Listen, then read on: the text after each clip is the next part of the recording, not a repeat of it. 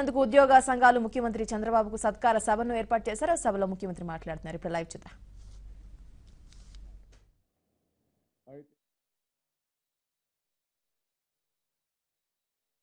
చంద్రశేఖర్ గారు అదే మరి మురళీకృష్ణ గారు అందరూ మాట్లాడారు. వాళ్ళు చాలా విషయాలు మీకు చెప్పడం జరిగింది. ఒకప్పుడు నేను మీ ముఖ్యమంత్రిగా ఉన్నప్పుడు సమైక్య ఆంధ్రప్రదేశ్ చూస్తే నేను చాలా ఫాస్ట్గా వెళ్ళేవాడిని. మీలో కూడా కడాన్ని కనుక్కున్నాను. 2004లో ఆ రోజు మీరు భయంతో ఆ రోజు చాలా వరకు వ్యతిరేకంగా పనిచేసి అడిగా అన్ని పనులు చేశాను కదా, ఎందుకు మీరు వ్యతిరేకంగా పనిచేశారంటే మీ వల్ల మాకు ఎప్పుడు స్ట్రెస్ ఉండేది, అందుకే మేము వ్యతిరేకంగా పనిచేసామన్నప్పుడు నేను ఒకటే ఆ రోజు అశోక్ బాబు గారికి, చంద్రశేఖర్ రెడ్డి గారికి, బొప్పరాజు అందరికీ హామీ ఇచ్చాను. భవిష్యత్తులో అలాంటివి ఉండవు, మిమ్మల్ని కలుపుకొని పోతాను, అన్ని పనులు మిమ్మల్ని కలుపుకొనే చేస్తానని ఒక్క మాట ఆ రోజు చెప్పాను.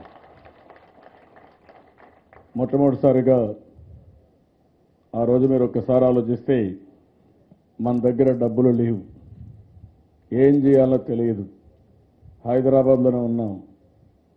ఆ రోజు పిఆర్సీ ముందుగా ఇంటీరియం ఇచ్చారు, తర్వాత పిఆర్సీ రిపోర్ట్ వచ్చింది. తెలంగాణ ప్రభుత్వానికి మీరు ఒక్కసారి గుర్తుపెట్టుకోవాలి, 54% ఆదాయం, 41.68% జనాభా. మన ఆదాయం 46% ఆదాయం, 58.38% మన జనాభా. నేను ఆ రోజు చాలా భయోందోళనలో ఉన్నాను. ఏం చేయగలుగుతాం, నిలదొక్కుంటామా, మన ఆర్థిక వ్యవస్థ ఏమవుతుంది అని నేను భయపడినప్పుడు ఒకే మాట అన్నారు, సార్ మేము అవమానం పాలవాల్సి వస్తుంది, వాళ్లకు 43% ఫిట్మెంట్ ఛార్జీలు ఇచ్చి మీరు కానీ ఇవ్వకపోతే వాళ్ళ దగ్గర మేము చిన్నపోతామంటే ఒక్క నిమిషం కూడా ఆలోచించకుండా పర్వాలేదు ఏదైనా ముందుకు పోతామని అనౌన్స్ చేశాను. ముందు వెనక ఆలోచించలేదు. మీ ఆత్మగౌరవం, మీ ఆత్మవిశ్వాసాన్ని దెబ్బతీయకూడదనే ఉద్దేశంతోనే నేను ఆ రోజు ముందుకు పోయాను. అక్కడి నుంచి మీరు చూస్తే 1-2 నిర్ణయాలు కాదు, నేను నవనిర్మాణ దీక్ష పెట్టాను. మీరు ఈరోజు పూర్తికంతా కూడా మీరు ఒకసారి కారణం మీరు ఆలోచిస్తే విభజన జరిగింది. ఆ రోజు మనం ఇక్కడికి వచ్చినప్పుడు 60 సంవత్సరాల శ్రమ, మన కృషి, హైదరాబాద్ అభివృద్ధి, సంపద సృష్టించాం. ఇక్కడికి వచ్చింది కట్టుబట్టలతో నిత్యన అప్పు పెట్టుకొని వచ్చాం. ఆ రోజు సమైక్య ఆంధ్రప్రదేశ్లో అప్పు చేస్తే జనాభా దామాషా ప్రకారం ఆ అప్పు మన మీద పడింది. ఉద్యోగస్తులందరూ కూడా పెన్షన్లు కూడా జనాభా దామాషా ప్రకారం వేశారు. ఆదాయం మాత్రం లొకేషన్ వైజ్ వెళ్ళింది. ఇలాంటి చాలా అనామలీస్ ఉన్నాయి. అయితే ఆ రోజు మీరందరూ కూడా చాలా భయపడిపోయి వచ్చినప్పుడు నేను ఒకటే పిలిపించాను, మన కష్టాన్ని ఎవరూ తీసేయలేరు. ఒక విధంగా ఆలోచిస్తే ఆ రోజు కేంద్ర ప్రభుత్వం కూడా మనకు అండగా ఉంటామని చెప్పారు. అయితే ఆ తర్వాత మీరు ఒకసారి చూస్తే ఎన్ని విధాల మాటలు మార్చాలన్న మాటలు మార్చి కడాన నిన్న 11వ తారీఖున ఢిల్లీలో పెద్ద ఎత్తున ధర్మ పోరాట దీక్ష పెడితే అందుకు కూడా నాయకత్వం ఇచ్చింది, ప్రముఖంగా నిలబడింది ఈ ఉద్యోగ సంఘాలే నిలబడ్డాయని మిమ్మల్ని మనస్ఫూర్తిగా అభినందిస్తున్నా. అన్ని పోరాటాలకు సంఘీభావాన్ని తెలియజేశారు. నవనిర్మాణ దీక్ష, అక్కడి నుంచి మహాసంకల్పం, అక్కడి నుంచి మీలో కూడా ఒక పట్టుదల వచ్చింది. మనకు అన్యాయం జరిగింది, భావితరాల భవిష్యత్తు మనపైన ఆధారపడింది, మేము కూడా పనిచేస్తామని ముందుకు పోయారు.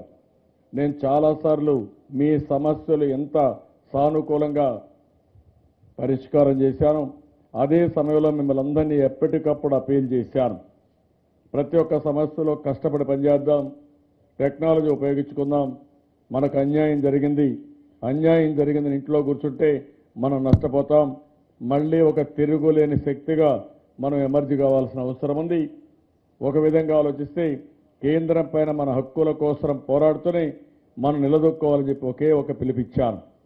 ఆ పిలుపు ఈరోజు మీరు చూస్తే దేశంలో నెంబర్ 1 ఎకానమీ ఎవరైనా ఉన్నారంటే ఈ 400 సంవత్సరాలు అభివృద్ధి అయింది, 10.5% అభివృద్ధి సాధించిన ఏకైక రాష్ట్రం ఈ ఆంధ్రప్రదేశ్ రాష్ట్రం. దానికి కారణం మీరందరూ. ఇంకొక పక్కన మీరు ఒకసారి చూస్తే 670 అవార్డులు వచ్చాయి. నిన్న కూడా కొన్ని అవార్డులు వచ్చాయి. 4 సంవత్సరాలు మనం ఎక్స్పెక్ట్ చేసిన విధంగానే మనల్ని కరువు వెంటాడింది. ఈ విషయం కూడా మీరు గుర్తుపెట్టుకోవాలి. ఒక సంవత్సరం 33% రెయిన్ఫాల్ తక్కువ పడింది. ఒక సంవత్సరం 15%, ఇంకొక సంవత్సరం 5-6%. ఈ సంవత్సరం కూడా 33% వర్షపాతం తక్కువ పడింది.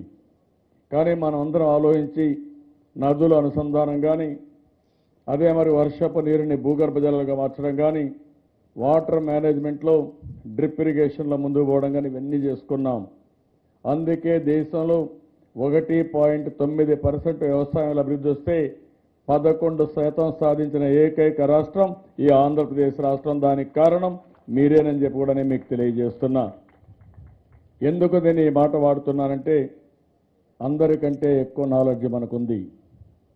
ఉద్యోగస్తులు ఎక్కువ కూడా పరిపాలనలో మీరు భాగస్వాములు.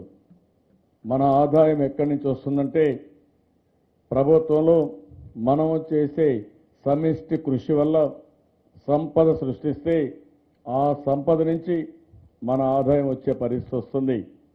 మన ఆదాయానికి కూడా కొన్ని సమస్యలు ఉన్నాయి. మంది వ్యవసాయ ఆధారంగా మన రాష్ట్రం ఆధారపడింది. జీఎస్టీపీలో ఏ రాష్ట్రంలో 34% కాంట్రిబ్యూషన్ లేదు. హైయెస్ట్ కాంట్రిబ్యూషన్ జీఎస్టీపీలో వ్యవసాయంలో మన రాష్ట్రమే ఉంది. దీనివల్ల ఆదాయం తక్కువ వస్తుంది, పట్టణీకరణ తక్కువ ఉంది, దానివల్ల సర్వీస్ సెక్టర్ చాలా తక్కువ ఉంది. మన రాష్ట్రంలో ఇప్పుడు కూడా 46% సర్వీస్ సెక్టర్ ఉంటే అదే తెలంగాణ రాష్ట్రంలో 64% ఉందంటే 20% సర్వీస్ సెక్టర్ ఎక్కువగా ఉంది. దానికి కారణం వీళ్ళు చేసింది కాదు. ఆ రోజు మీ అందరి సహకారంలో సమైక్య ఆంధ్రప్రదేశ్లో హైదరాబాద్ నగరాన్ని బ్రహ్మాండంగా అభివృద్ధి చేసి ప్రపంచ పటంలో మనమే పెట్టాం. ఒక ఎకో సిస్టమ్ క్రియేట్ చేశాం. దానివల్ల అక్కడ ఆదాయం వచ్చే పరిస్థితి వచ్చింది. అయితే ఈరోజు మనందరం కూడా గుర్తుపెట్టుకోవాల్సింది, తుఫాన్లు వచ్చాయి.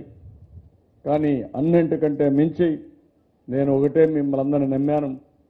నాకు 3 బాధ్యతలు ప్రధానంగా ఉన్నాయి ప్రజాస్వామ్యంలో.